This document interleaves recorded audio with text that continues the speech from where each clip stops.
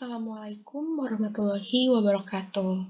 Perkenalkan, nama saya Dila Jurupianisa. Saya merupakan mahasiswi semester 4 Program Studi Sastra Indonesia di Universitas Pamulang.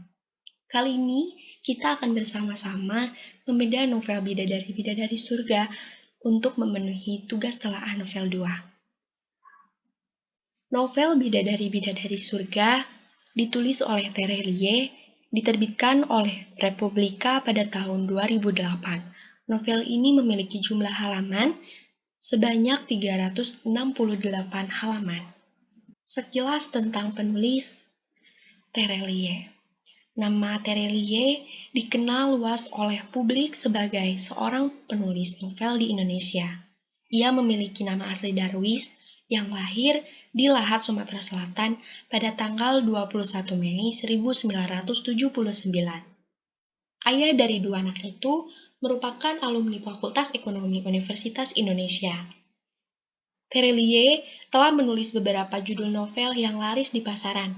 Beberapa karyanya pun pernah diadaptasi ke layar lebar, seperti Hafalan Sholat Delisa dan Bidadari-Bidadari Surga. Pada setiap karyanya, ia selalu menekankan rasa bersyukur untuk semua yang telah dimiliki. Karyanya selalu mengetengahkan pengetahuan, agama Islam, dan moral kehidupan. Dengan penyampaian yang unik dan sederhana, membuat pembaca bisa seolah-olah merasakan langsung, sehingga pesan yang diberikan bisa diterima. Sinopsis novel Bidadari-Bidadari Surga. Pada novel Bidadari-Bidadari Surga ini, Terelie mentransformasikan dirinya sebagai pencerita, sebagai saksi hidup dari sebuah kisah keluarga di Lembah Lahambai. Kisah yang menceritakan tentang pengorbanan seorang kakak yang bernama Laisa untuk adik-adiknya, yaitu Dalimunte, Ikanuri, Wibisana, dan Yasinta. Pengorbanan itu ia lakukan agar adik-adiknya dapat melanjutkan pendidikan mereka, meski ia harus berhenti sekolah sejak kelas 4 SD.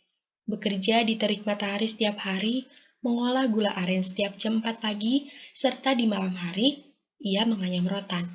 Meski pada dasarnya keempat adik-adiknya tersebut berasal dari darah yang berbeda dengan dirinya.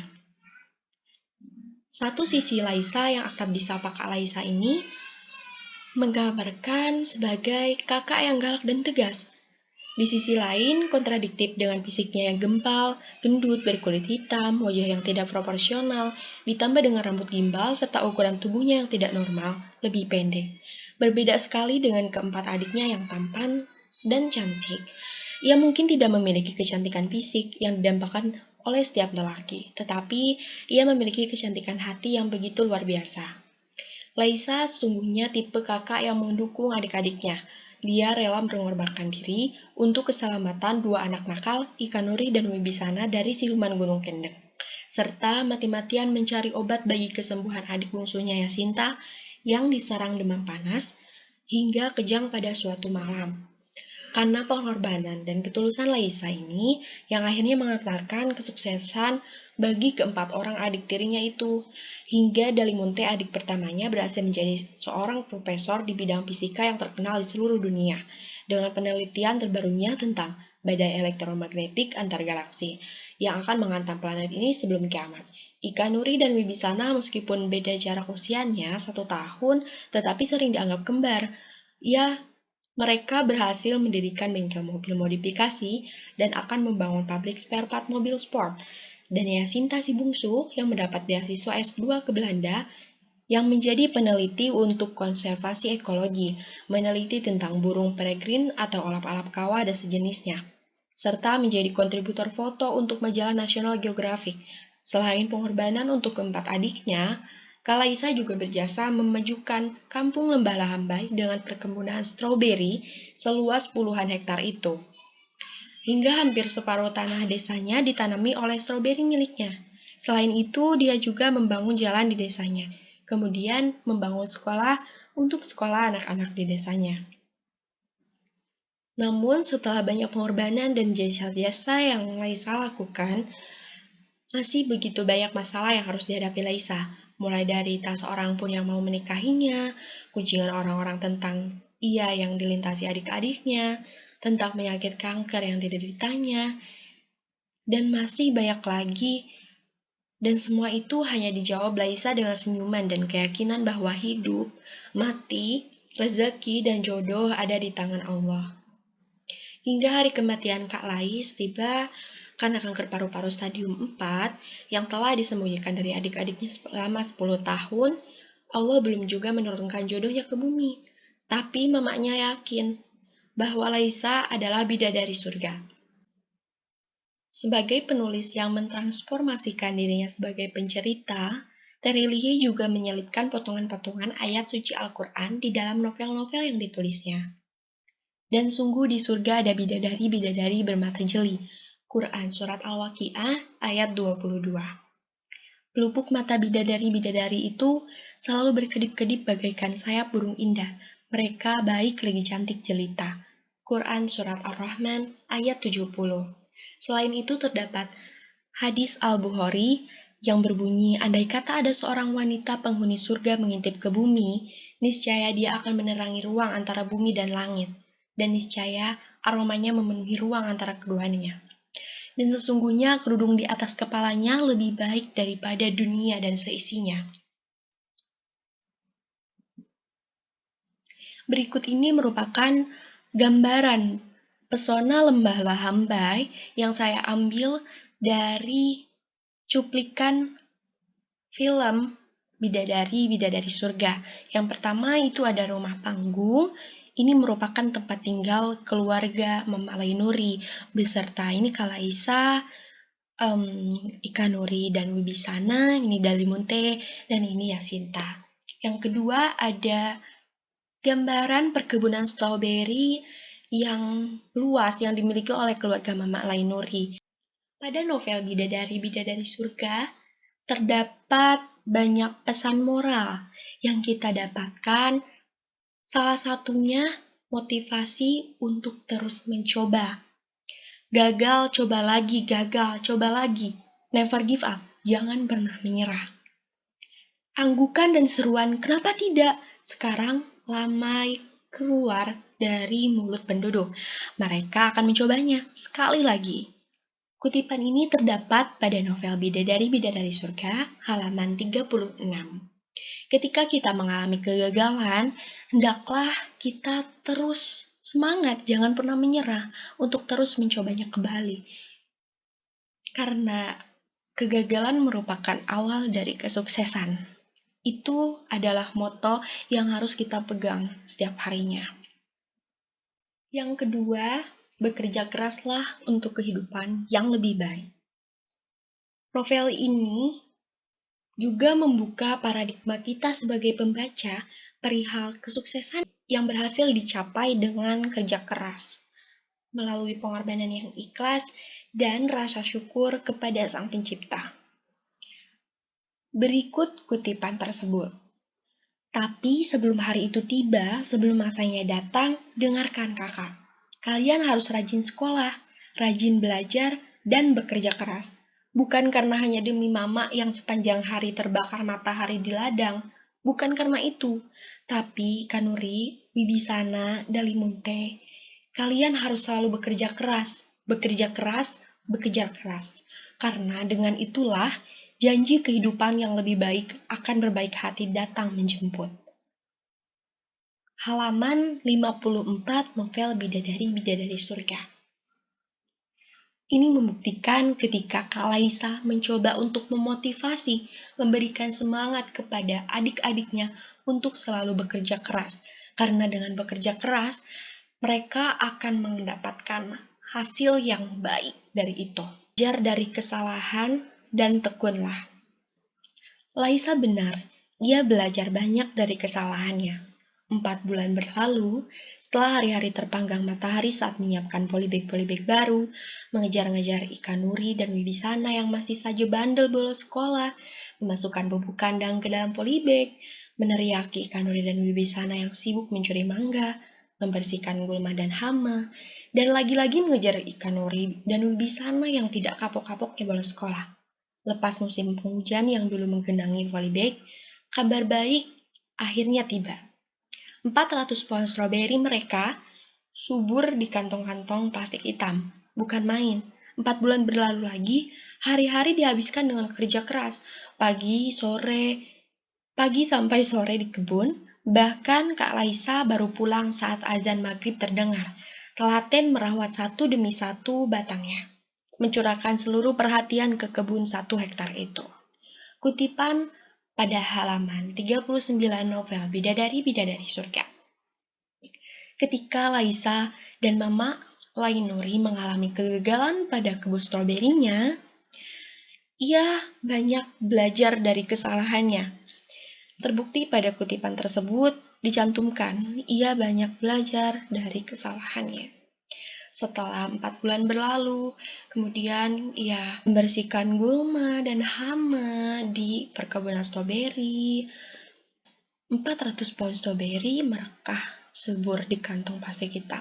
Ini membuktikan bahwa kerja kerasnya selama ini, setelah ia belajar dari kesalahannya, ia mendapatkan hasil yang baik.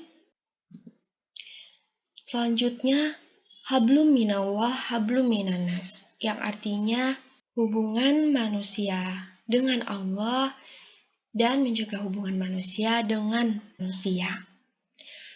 Jelas Kalaisa soleha, soleh dalam hubungan dengan Allah, juga soleh dalam hubungan dengan manusia. Kalaisa selalu pandai mensyukuri nikmat Allah dalam bentuk yang lengkap. Ritus ibadah yang baik dan ikhlas juga kesolehan memperbaiki kehidupan hamba. Kutipan tersebut terdapat pada halaman 89 novel Bidadari-Bidadari Surga. Kalaisa merupakan seseorang yang menjaga hubungannya dengan Allah. Ia rajin ibadah, kemudian ia pandai mensyukuri nikmat Allah. Dalam ibadahnya pun Kalaisa melakukannya dengan baik dan ikhlas. Selain itu, Kalaisa juga merupakan orang yang menjaga hubungannya dengan manusia yang lain. Ia memperbaiki kehidupan masyarakat Lembah Lahambai. Ia baik kepada keluarganya, ia baik kepada sesama, dan ia merupakan orang yang ramah kepada sesama. Nikmatnya meninggal dalam keadaan husnul khotimah. Siapa sih yang tidak mau meninggal dalam keadaan husnul khotimah? Meninggal dalam keadaan husnul khotimah merupakan impian semua umat muslim. Karena pada kutipan novel ini, proses kematian yang indah, tanpa sakit, tanpa proses. Waburhan meninggal saat sujud sholat subuh di surau. Masya Allah, membuat jamaah bingung karena imam mereka tidak kunjung bangkit untuk duduk tasyahud akhir. Ternyata Waburhan yang suara kerasnya selalu menghias Lembah Lahambai sudah meninggal. Kutipan tersebut pada halaman 96 novel Bidadari-Bidadari Surga. Beliau merupakan orang yang sangat baik terhadap sesama, meninggal dalam keadaan sujud pada sholat subuh di surau atau masjid. Masya Allah, ini merupakan impian kita semua meninggal dalam keadaan husnul khotimah. Amin ya, semoga kita meninggal dalam keadaan husnul khotimah. Ada lagi, hablum minallah, hablum minanas. Karena memang manfaat yang didapatkan dari hablum minallah, hablum minanas itu banyak sekali. Ya Allah, mereka sungguh saling mencintai karena Engkau. 20 jam lamanya hingga keajaiban itu terjadi, hingga kecintaan pada saudara karena Allah, rasa berserah diri yang tinggi kepada kuasa langit, ritual ibadah yang penuh bermaknaan, kebaikan dengan sesama, proses bersyukur yang indah, mampu membuat manusia menembus batas-batas akal sehat itu. Kutipan tersebut terdapat pada halaman 112. Kutipan tersebut terjadi ketika Laisa berhasil menyelamatkan Ikan Nuri dan Wibisana dari terkaman ekor harimau yang merupakan siluman di pegunungan Lembah Lambai. Bagaimana bisa seekor harimau ditaklukkan oleh seorang perempuan, membuktikan bahwa keajaiban terjadi setelah kecintaan Laisa pada adik-adiknya karena Allah. Ibadah yang dilakukan oleh Laisa dan adik-adiknya sungguh ibadah yang ikhlas dan bermakna. Laisa sangatlah mencintai saudaranya. Yang indah proses bersyukur ini merupakan hubungan manusia dengan Allah, manusia dengan Tuhannya, ketika mereka mendapatkan hikmat, mendapatkan keajaiban, mendapatkan anugerah dari Allah Subhanahu wa Ta'ala. Tidak disangka-sangka, manusia menembus batas-batas akal sehat. Kutipan selanjutnya yang menjadi motivasi bagi kita yaitu pentingnya parenting. Keluarga merupakan unit terkecil dalam masyarakat di mana setiap anggotanya memiliki peranan masing-masing, terutama orang tua. Peranan orang tua sangat dibutuhkan bagi anak-anaknya. Orang tua memiliki peranan yang sangat besar, terutama dalam menjalankan fungsi edukasi yang bertujuan untuk menumbuh kembangkan keluarga sebagai sarana pendidikan pertama dan yang paling utama, serta berperan sebagai sistem kontrol internal bagi perilaku anak. Pentingnya parenting. Kutipan tersebut yaitu, Mama mendidik anak-anaknya hingga menjadi begitu cerdas dan membanggakan, tumbuh dengan karakter yang kuat, akhlak yang baik. Tentu saja semua itu hasil dari proses yang baik. Tidak ada anak-anak di dunia yang instan tumbuh seketika menjadi baik. Kutipan tersebut terdapat pada halaman 126 pada novel Bidadari-Bidadari Surga. Ini membuktikan betapa Mama dengan hebatnya mendidik anak-anaknya hingga mereka menjadi begitu cerdas dan membanggakan dengan prestasinya masing-masing. Mereka tumbuh dengan karakter yang kuat. Karakter yang kuat tersebut berupa akhlak yang baik. Mereka peduli dengan sesama. Semua itu merupakan hasil dari proses parenting mama kepada anak-anak mereka yang sangat baik. Meskipun ia membesarkan mereka dengan seorang diri tanpa dampingan dari suami karena abah dari mereka meninggal diterkam oleh siluman harimau. Inilah mengapa parenting kepada anak-anak itu sangatlah penting. Selanjutnya, di sini terdapat gambaran latar cerita pada novel Bidadari-Bidadari Surga. Jakarta. Dalam novel Bidadari-Bidadari Surga, Jakarta disebutkan ketika Ika Nuri dan Wibisana ingin pulang ke Jakarta. Mereka sedang berada di luar negeri, mendapatkan pesan dari Mama Alainuri untuk segera pulang ke Lembah Lambai. Selain itu ada Gunung Semeru. Gunung Semeru disebutkan ketika Yasinta sedang melakukan penelitian atau observasi di Gunung Semeru. Di Gunung Semeru, dia mendapatkan pesan dari Mama Alainuri untuk segera pulang karena Kak Laisa yang sedang sakit. Dalam epilog novel ini, Terelie menulis, dengarkanlah kabar gembira ini. Wahai wanita-wanita yang hingga usia 30, 40, atau lebih dari itu, tapi belum juga menikah mungkin karena keterbatasan fisik, kesempatan, atau tidak pernah terpilih di dunia yang amat terlalu mencintai materi dan tampilan wajah, yakinlah, wanita-wanita solehah yang sendiri, namun tetap mengisi hidupnya dengan indah, berbagi, berbuat baik, dan bersyukur, di akhir sungguh akan menjadi bidadari-bidadari surga. Dan kabar baik itu pastilah benar. Bidadari surga parasnya yang cantik luar biasa.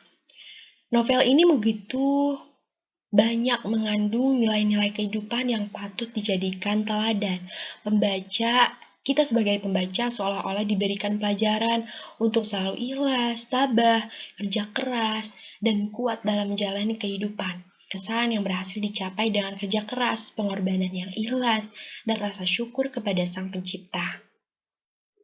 Terelie dengan gaya penulisannya yang khas, sederhana namun mampu membuat pembaca tersentuh dengan banyak nilai-nilai kemanusiaan. Namun secara keseluruhan, sungguh ini merupakan novel yang sangat indah, menyentuh, dan penuh pembelajaran hidup. Terelie dengan kata-katanya yang ringan, mudah dimengerti, dan terkadang menggelitik pembacanya, sehingga bisa ikut mengalir dalam setiap kejadiannya.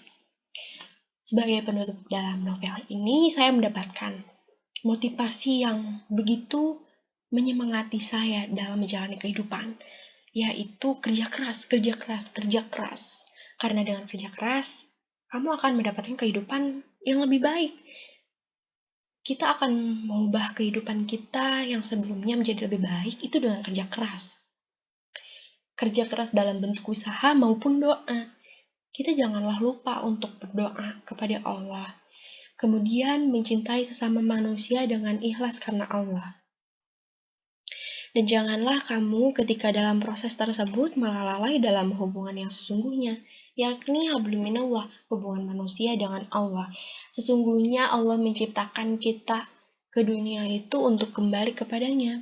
Kita di dunia itu hanya sementara untuk beramal, untuk mengerjakan amal-amal soleh. Kita harus mencintai manusia itu karena Allah. Dalam hubungan keluarga, kepada saudara-saudara kita, kepada suami atau istri kita, hendaklah mencintai mereka karena Allah. Karena sungguh Allah memberikan hidayah kepada kita untuk selalu menyayangi dan mencintai sesama manusia. Terima kasih teman-teman semua sudah menyempatkan waktu untuk membedah novel bersama saya. Semoga apa yang kita bedah dan apa yang saya sampaikan bisa bermanfaat bagi saya dan bagi teman-teman semua. Mohon maaf apabila terdapat banyak kesalahan dalam pengucapan dan presentasi saya ini. Sampai jumpa di bedah novel selanjutnya bersama Dila Jurganisa. Terima kasih. Wassalamualaikum warahmatullahi wabarakatuh.